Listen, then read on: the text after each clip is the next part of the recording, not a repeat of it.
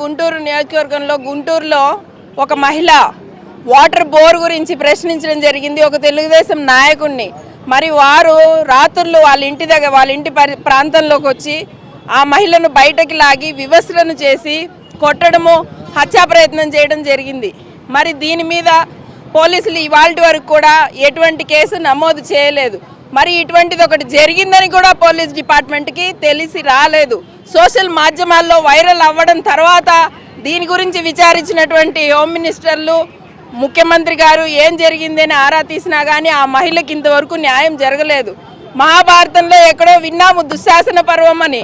ఆ దుశ్శాసన పర్వాన్ని ఇవాళ నడి రోడ్డు మీద వేసి చూపిస్తున్నారు కూటమి ప్రభుత్వ నాయకులు. మరి పోలీస్ డిపార్ట్మెంట్ ఎందుకు అటువంటి నాయకుల్ని వదిలేసి విచారించకుండా కేసు నమోదు చేయకుండా ప్రేక్షక పాత్ర వహిస్తున్నారని తెలియట్లేదు.